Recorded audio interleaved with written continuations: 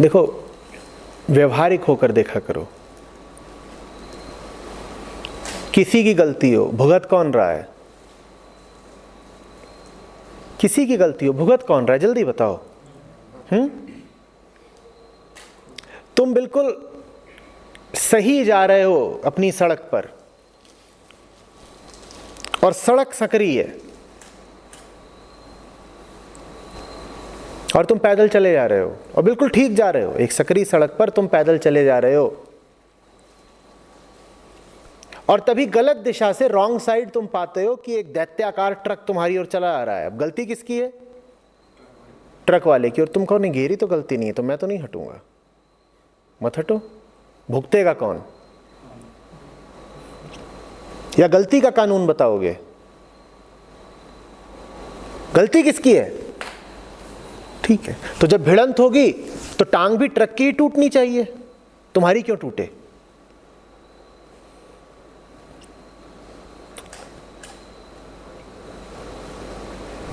खोट निकालना दूसरों में बहुत भारी पड़ता है, क्योंकि खोट तो तुमने निकाल दी दूसरे की। झेल कौन रहा है? गलती किसी की हो, हमें नहीं पता गलती किसकी है, क्योंकि अगर तुम कहोगे ट्रक वाले की गलती है, तो जैसे तुमने कह दिया कि बचपन से हमें उल्टी पट्टी पढ़ा दी गई तो हम भुगत रहे, हमारी नहीं गलती है। बचपन से जिन्होंने हमें गलत शिक्षा दी उनकी गलती है। वैसे ही ट्रक वाला बोल देगा, मुझे दोस्तों ने जबरदस्ती आज पिला दी तो सारी गलती दोस्तों की है, मैं क्यों भुगतूं? अंततः गलती किसकी है इस पर तो तुम कभी पहुंच ही नहीं पाओगे, कोई आखिरी निष्कर्ष निकलेगा ही नहीं। हाँ, दूसरों की गलती खोजते खोजते कष्ट तुम खुद बहुत सह जाओगे। और सुधरने के रास्ते में बड़ी से बड़ी बाधा यही होती है कि हमारी थोड़ी ही गलती है, हमारी गलती नहीं है।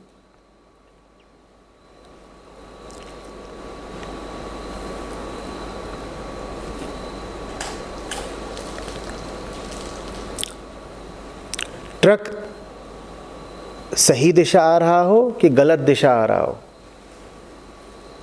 अगर सामने से चढ़ाई आ रहा है तुम्हारे ऊपर, तो बराबर की त्वरा से, बराबर की ऊर्जा से कूदकर अलग हो जाना।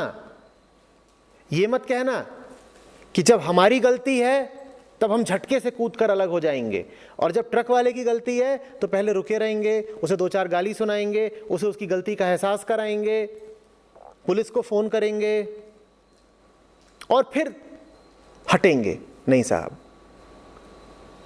गलती आपकी हो या गलती उसकी हो, यह प्रश्न ही व्यर्थ है।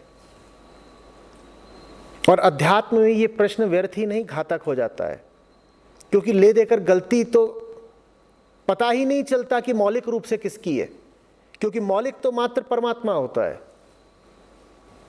अंततः तुम गलती खोजते खोजते यही पाओगे कि कहोगे गलती उसकी है। लो, निकाल लो गलती, क्योंकि सारी श्रृंखलाएं अंततः जाकर के रुकेंगी तो वहां पर ना, आखिरी कड़ी तो वही है। तो हर गलती की भी आखिरी कड़ी कौन है? वही है। यह सिद्ध करके तुमने पा क्या लिया कि भूल बनाने वाले की है?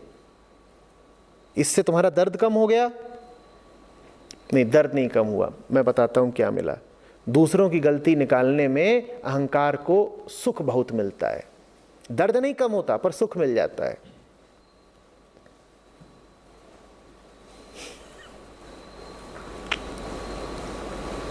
ऐसा सुख किस काम का जो दर्द कम तो करता ही नहीं बल्कि और दर्द लेकर आता है? बोलो।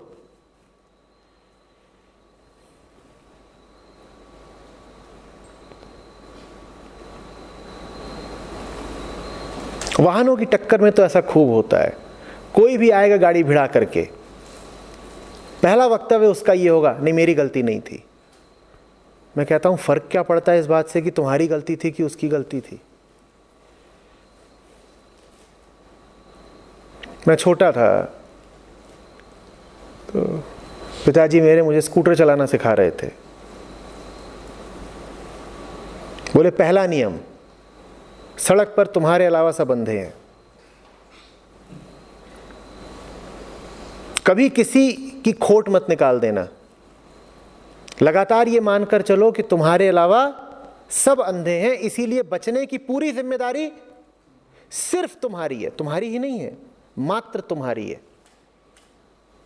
कभी ये तर्क तो देना ही मत कि वो सामने वाला गलत चला रहा था इसलिए दुर्घटना हो गई। टांग किसकी टूटी? तुम्हारी टूटी ना। तो ये तर्क किस काम का कि मेरी थोड़ी ही गलती थी? ये तर्क तो देना ही मत कि सरकार बड़ी बेकार है, अचानक से गड्ढा आ गया, होगी सरकार बेकार। टांग किसकी टूटी? तुम्हारी ना। और अध्यात्म में तो सदा गलती निकालना आसान रहता ही है। हम सब जानते हैं कि अहंकार बाहरी प्रभावों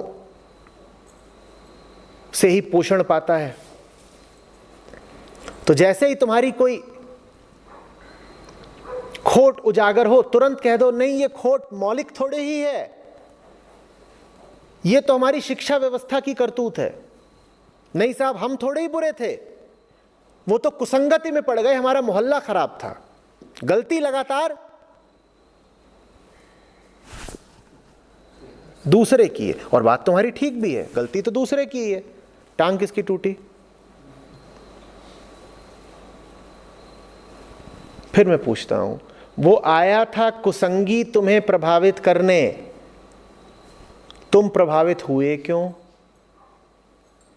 तो तुम कहते हो हम छोटे थे, हमें कुछ पता नहीं था, हम गोलू थे, हम प्रभावित हो गए। तो मैं पूछता हूं, तुम अभी भी गोलू हो? बचपन में बुरी सोहबत का असर पड़ गया तुम पर, अभी क्या उम्र है तुम्हारी? पर रोना चलता रहता, हम क्या करें, बचपन में हमें सुख सुविधा नहीं मिली तो हमें कुछ आता नहीं, बचपन में नहीं मिली। कितना लंबा बचपन है तुम्हारा? कितने साल के हो? 30 साल। अब क्या कहें, बताओ।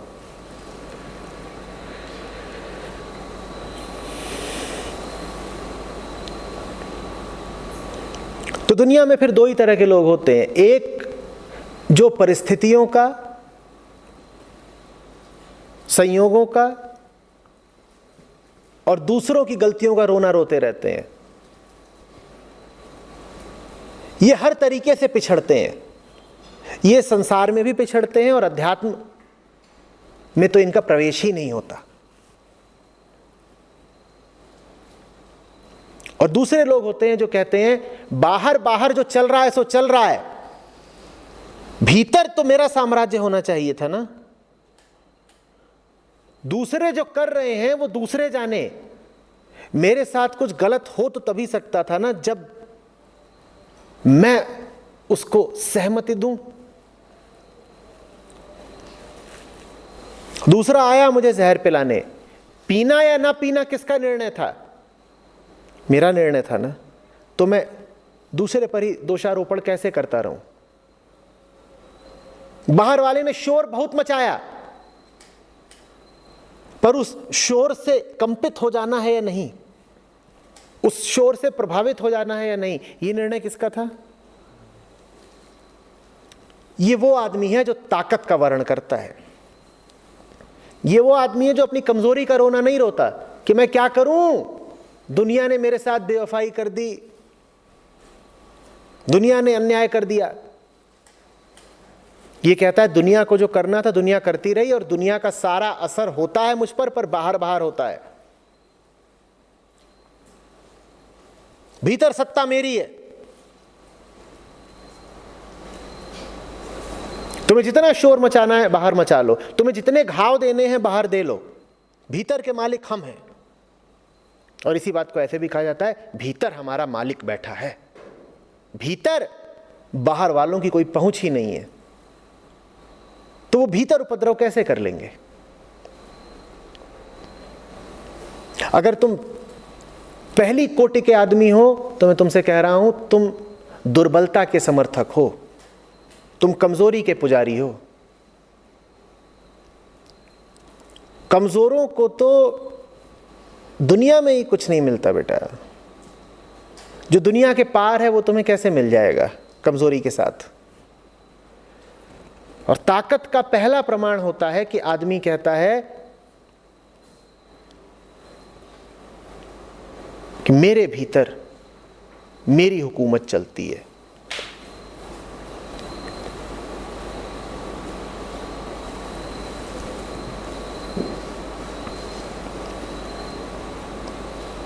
और दोष का कोई अंत नहीं होता, तुम देते जाओ दोष। खतरनाक बात जानते हो क्या होगी? तुम जो दोष की कहानी सुना रहे होगे वो कहानी सही भी होगी। तो मैं ये बिल्कुल नहीं कह रहा हूं तुमसे कि तुम अगर कह रहे हो कि दोष दूसरों का है तो तुम गलत कह रहे हो। तुम गलत नहीं कह रहे हो।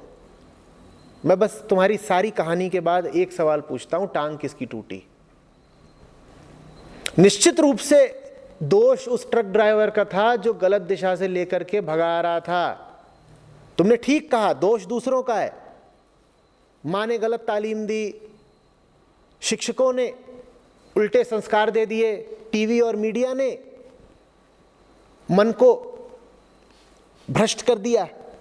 सारा दोष दूसरों का है। बात तुमने बिल्कुल ठीक बोली। टांग किसकी टूटी?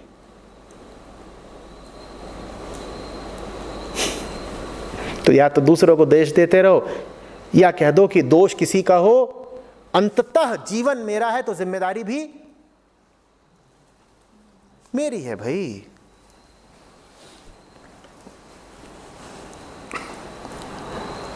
तो ये दो लोगों में अंतर करना आ रहा है ना। पहले आदमी को सुख मिलता है दूसरों की खोट निकालने में, और दूसरा आदमी प्रेमी है, उसमें जीवन के प्रति प्रेम है। वो कह रहा है खोट निकाल के क्या मिलेगा, मेरा स्वास्थ्य जरूरी है, मेरी टांग नहीं टूटनी चाहिए। और पहला आदमी कहता है टांग मेरी भले टूट गई हो लेकिन मजा बहुत आया, अब मैं टूटी टांग दिखा दिखा के ऐलान करूंगा कि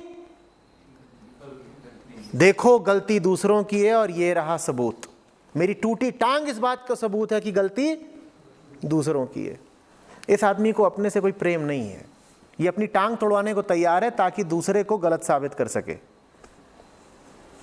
भाई टूटी टांग दिखा के जब तुम जाओगे अदालत के सामने तो उस ट्रक ड्राइवर को सजा ज्यादा मिलेगी। यही तुम कूद गए होते, ट्रक के सामने से अपना बचाव कर लिया होता, तब तो कोई कोर्ट कचहरी अदालत होती ही नहीं, ट्रक अपना झूमता हुआ निकल गया होता। पर तुम तो आ गए ट्रक के नीचे, टांग गई टूट। अब चलेगा मुकदमा, अब चखाएंगे बच्चों को मजा। और एक जगह से टूटती हो टांग तो 3 जगह से टूटे। वो जितनी टूटी होगी टांग उतनी ज्यादा इसको सजा मिलेगी। इस आदमी को अपने स्वास्थ्य से कोई प्रेम नहीं है, इसको ज्यादा मजा आ रहा है दूसरे को नीचा दिखाने में, दूसरे को सजा दिलवाने में। अब तुम चुन लो कि इन दोनों में से कौन सा आदमी होना है तुमको। स्वामी जी, अगर कभी ट्रक पीछे से आके ठोक दे, जितनी बार आगे से ठोक रहा है पहले तुम उससे बच लो। अभी भी जो तर्क है वो टांग तोड़वाने के ही पक्ष में है।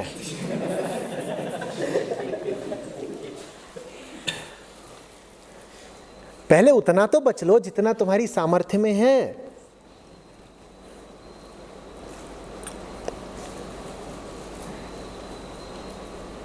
सन्नाटा पसरा हुआ है, टांग किसी को नहीं बचानी। ट्रक वाला जेल जाना चाहिए, वो ज्यादा जरूरी है।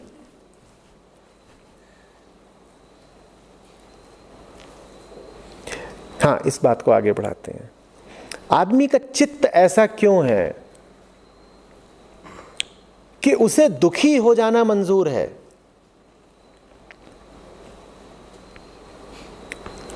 स्वस्थ रहना नहीं। उन्होंने कहा ना, हमारा चित्त अपने ही ऊपर पेन क्यों सेल्फ इन्फ्लिक्ट करता है, अर्थात हम अपने ही ऊपर दर्द क्यों आरोपित करते हैं? हम खुद को ही दर्द देने में इतना यकीन क्यों रखते हैं? चलो अब इसी बात को ऐसे ही देख लेते हैं।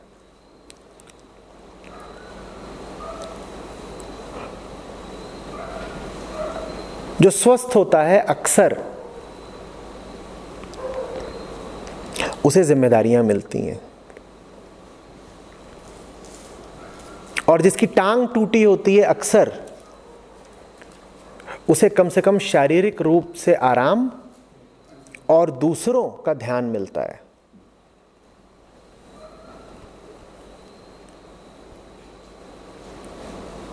और हमारे साथ ये बड़ी बदनसीबी है कि हमें ये हक है कि हम पीड़ा को, दर्द को, स्वास्थ्य के ऊपर तवज्जो दे सकते हैं, और हमारे पास कारण होते हैं। घटिया काम करके तुम दूसरों को जितना आकर्षित कर सकते हो उतना तुम सहज और स्वस्थ रह के नहीं कर पाओगे। तुम घर में घुसो और तुम मस्त मग्न हो, कौन तुम्हारी ओर देखेगा? और तुम घर में घुसो और टांग टूटी हुई है और खून बह रहा है, तो घर क्या पूरा मोहल्ला इकट्ठा हो जाएगा। और ये बात तुमने पकड़ ली है बचपन से।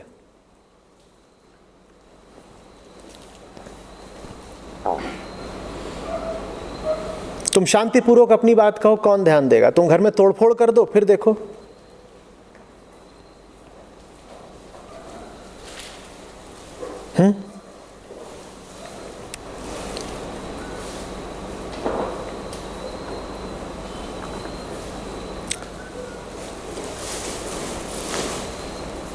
खुद को पीड़ा देने के मजे होते हैं बहुत,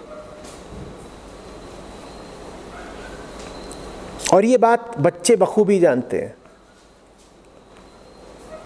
बच्चे तक बखूबी जानते हैं।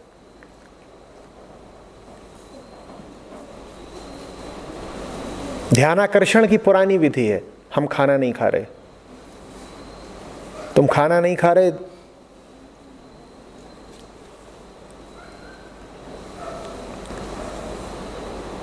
इस विधि का सदुपयोग भी किया गया है पर दुरुपयोग भी खूब किया गया है। क्रांतिकारियों ने जेलों में अनशन करे थे, वो अनशन किसी ऊंचे उद्देश्य के लिए थे, हम खाना नहीं खा रहे। लेकिन घर घर में अनशन होते हैं।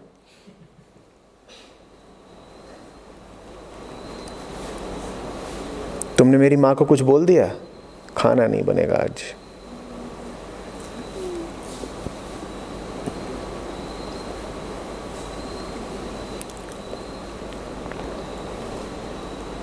एक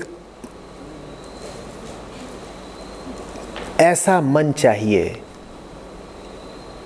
जो किसी भी हालत में सहजता को और स्वास्थ्य को पीड़ा से ज्यादा ऊंचा समझता हो, वरीयता देता हो।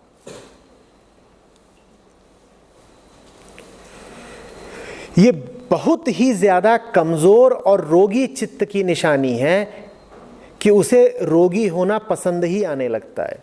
वास्तव में रोगी होना एक तरह की शर्म की बात होनी चाहिए।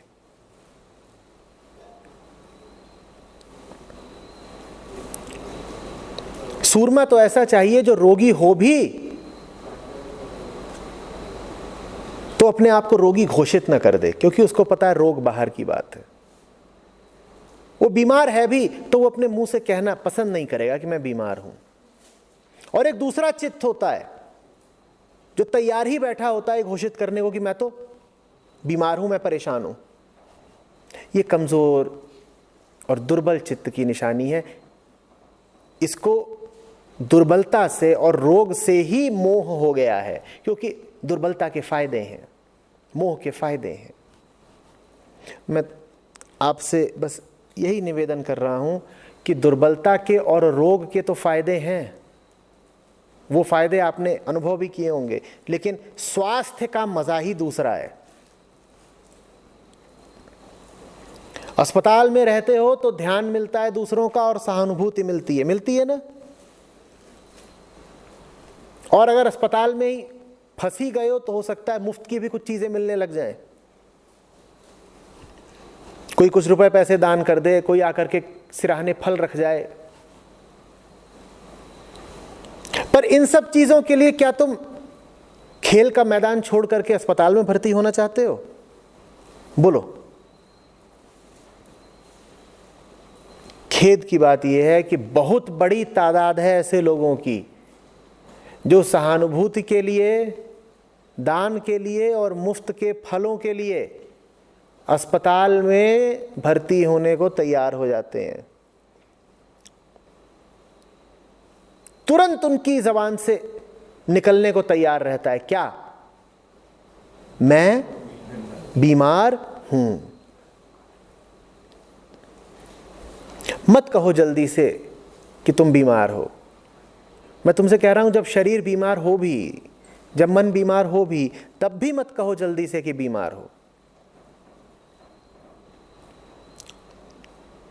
निरामय होना स्वास्थ्य है तुम्हारा। उपनिषद तुम्हारी यही पहचान बताते हैं। क्या? अनामय हो, निरामय हो। तुम वो हो जिसे कभी कोई रोग लग ही नहीं सकता। फिर इतनी जल्दी से क्यों कह देते हो कि शरीर के रोगी होने से तुम भी रोगी हो गए? जहां तुमने जल्दी से स्वीकारा कि मैं परेशान हूं, कि मैं रोगी हूं, कि मैं दुर्बल हूं, तहां तुमने एक झूठी पहचान पकड़ ली। शरीर रोगी होता है ना। अपने आप को रोगी कहकर तुमने क्या पहचान पकड़ ली? कि शरीर हो तुम। और ये पहचान झूठी है। झूठी पहचान तुम्हारे काम नहीं आ सकती।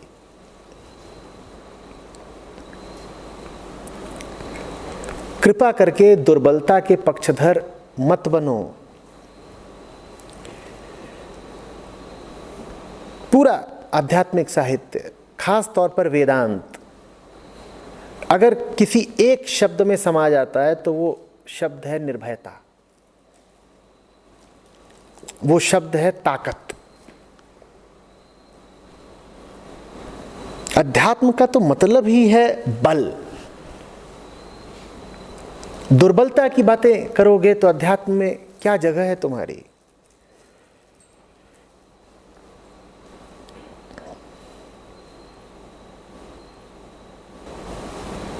लोग छोटे मोटे तरीके से सकारात्मक होने की बात करते हैं, पॉजिटिविटी। वो सब बड़ी छोटी मोटी पॉजिटिविटी है। अध्यात्म सबसे बड़ी सकारात्मकता है, द ग्रेटेस्ट पॉजिटिविटी। अध्यात्म जानते हो क्या बोलता है तुमसे? तुम मर भी गए तब भी तुम बीमार नहीं हो। ये तो छोड़ दो कि तुम जब बीमार हो तब तुम बीमार नहीं हो। तुम मर भी गए तो भी तुम बीमार नहीं हो सकते, क्योंकि तुम वो हो जिसकी मृत्यु नहीं। जिसकी मृत्यु नहीं, वो क्या बोल रहा है? मैं बीमार हूं। क्यों? क्योंकि उसे चिथड़ों का लालच हो गया है। कौन से चिथड़े? बीमार होने में जो सुख मिलता है। राजा चिथड़ों के लालच में अपने आप को भिखारी घोषित कर रहा है। भिखारी बन गया तो क्या मिलेंगे? चिथड़े मिलेंगे ना, चिथड़े। ये बात कितने गौरव की लग रही है, बोलो। राजा को चिंदियों का, चिथड़ों का लालच हो गया है, और राजा के पास तो चिंदी और चिथड़े होते नहीं। तो चिंदी चिथड़े होने के लिए उसे क्या बनना पड़ेगा? भिखारी। तो चिंदी चिथड़ों के लिए राजा बार बार कह रहा है, मैं तो भिखारी हूं। वैसे तुम बोलते हो मैं तो रोगी हूं, मैं तो कमजोर हूं, मैं तो छोटा हूं, मुझे तो समाज ने उत्पीड़ित कर रखा है, मैं तो अतीत का मारा हुआ हूं।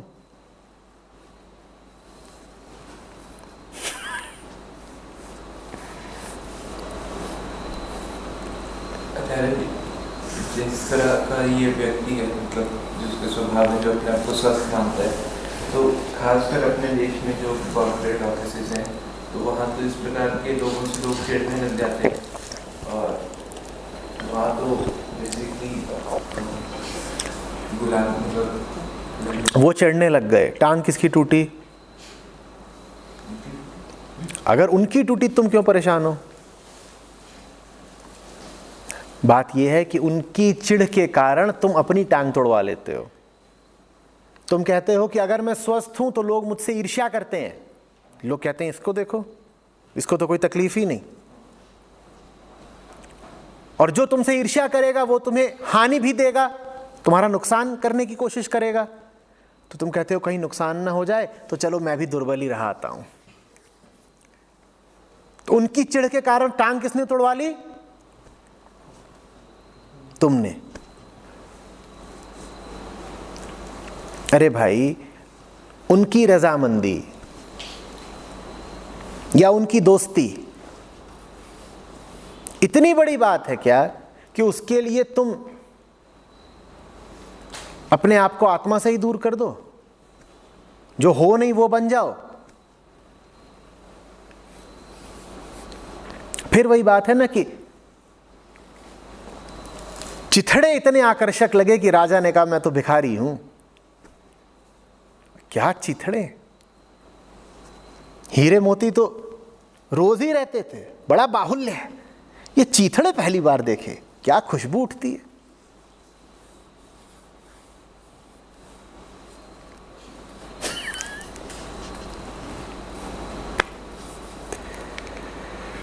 कुछ होता है हमारे भीतर, मालूम है, जो गंदगी का बड़ा आग्रही होता है, उसे गंदगी से बड़ा मोह होता है।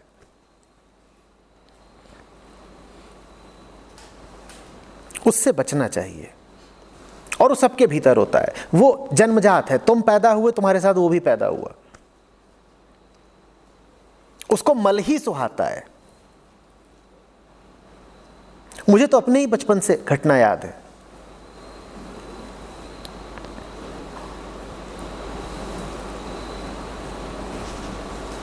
कहीं पर घूमने घामने गए थे, मैं बहुत छोटा, 3 बरस का 5 बरस का कुछ रहा हूँगा।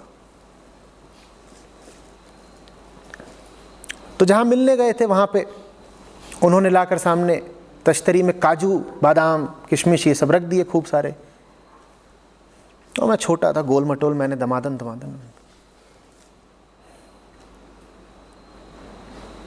तो माँ ने आँख दिखाई।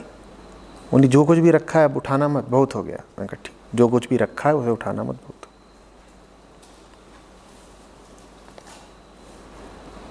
जिनसे मिलने गए थे उनकी एक बिटिया थी छोटी, वो खाए जा रही थी। मैं उसको देख रहा हूँ कि ये तो खाए, वो खाए तो उसका कुछ गिर जाए जमीन पर। मैंने कहा यही तो कहा गया है, जो ऊपर है वो नहीं खाना है। तो जो गिरा है वो मैंने बिन बिन के उठाना शुरू कर दिया और फांकना शुरू कर दिया। फिर घर आकर के मेरा जो हुआ सो हुआ। लेकिन वो दृश्य बड़ा नाटकीय था।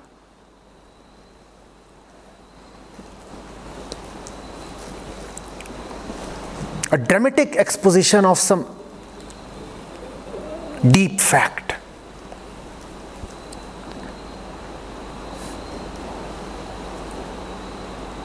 बच्चा गिरी हुई चीज को बिन बिन के खा रहा है। हमारे भीतर कुछ है ऐसा जिसको गिरी हुई चीजें बहुत पसंद है।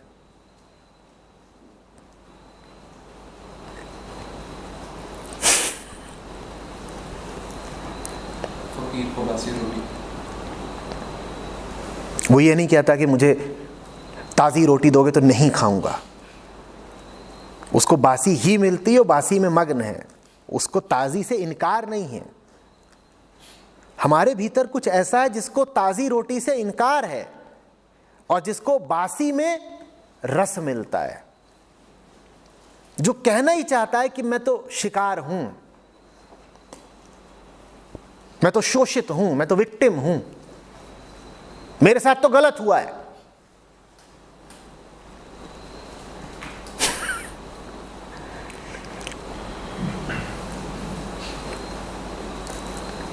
लोग आते हैं मिलने, इससे पहले कि अपनी समस्या बताएं, लंबी अपनी कहानी बताएंगे कि कैसे बचपन से ही उनका उत्पीड़न हुआ। माँ ठीक नहीं थी, बाप ठीक नहीं था, छोटे कस्बे में पैदा हुए तो पढ़ाई ठीक नहीं हुई, फिर बचपन में कोई बुरी घटना घट गई मेरे साथ, फिर जिस क्षेत्र की पढ़ाई करना चाहते थे उसकी अनुमति नहीं मिली तो किसी दूसरे कॉलेज में धकेल दिए गए। और ये सब बताने के बाद कहेंगे कि अब ना एक छोटी सी समस्या है, क्या मैं बड़ा धूर्त हूं।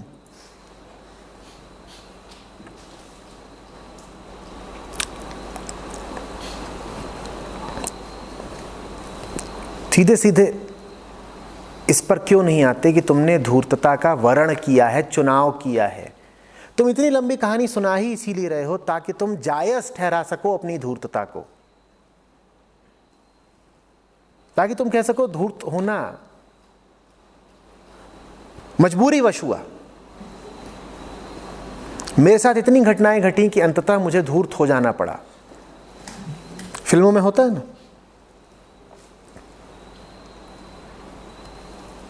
नायक का भोला भाला मासूम बाप मार डाला जाता है, मां के साथ दुर्व्यवहार किया जाता है,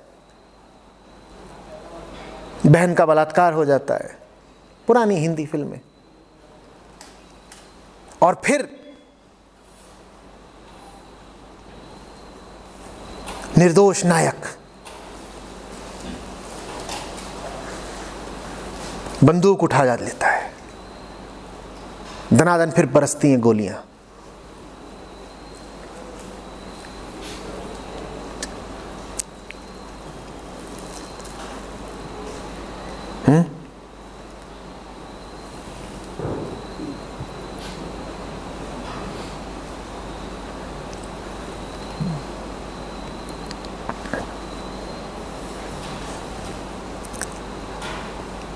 चैन, स्वास्थ्य और आंतरिक बल तुम्हारे लिए इतनी बड़ी चीज होने चाहिए कि तुम उन पर कभी आंच ना आने दो। इतनी बड़ी चीज, तुम्हें ताकत से इतना प्यार होना चाहिए कि अपनी असफलता और हार के बड़े से बड़े क्षण में भी तुम ये ना कहो कि हार गया और टूट गया।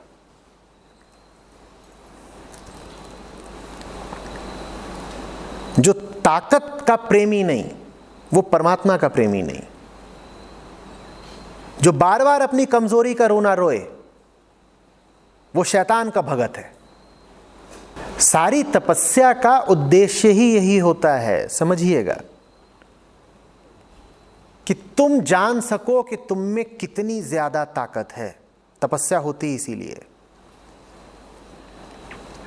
तपस्या समझ लो एक तरह से प्रयोग होता है कि देखें तो सही हम में जान है कितनी, हम कितना झेल सकते हैं। अब उस झेलने में कष्ट तो हो रहा है,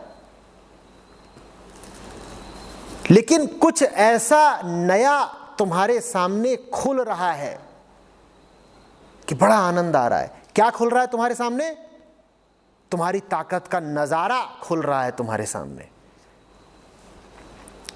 तुम्हें लगता था कि तुम एक सीमा से ज्यादा झेल नहीं पाओगे, और तुम पा रहे हो कि तुम उस सीमा को कब का पार कर गए और अभी भी बर्दाश्त कर सकते हो।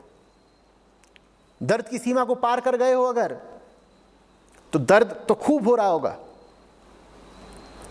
लेकिन दर्द जितना बुरा लग रहा है उससे ज्यादा, कहीं कहीं ज्यादा अतुलनीय आनंद आ रहा है ये जान करके कि मैं इतना ताकतवर हूं कि इतना दर्द भी पी गया। दर्द से बचने में होगा कोई मजा, दर्द को जीत जाने में जो महा आनंद है, अगर तुमने वो नहीं पाया तो तुम जी क्यों रहे हो? जी रहे हो तो दर्द तो होगा, तुम्हें और अपने ऊपर दर्द डालने की बहुत जरूरत भी नहीं है। बात यह है कि दर्द के बीचों बीच तुम दर्द से अछूते हो या नहीं हो।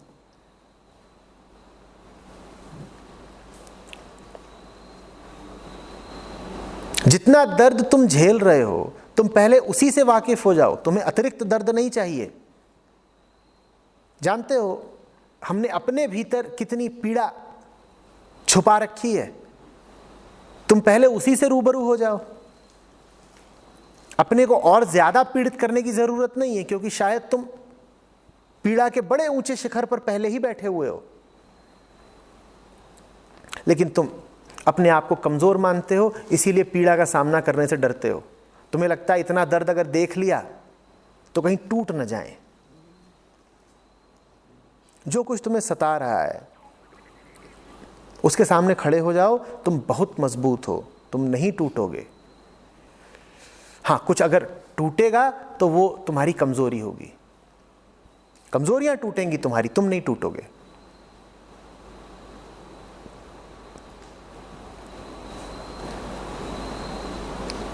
बड़ा झटका लगेगा, हम में इतनी ताकत थी। अरे हम ये भी कर सकते थे, हम ऐसे हैं। अपने किसी नए ही स्वरूप से परिचित हो जाओगे।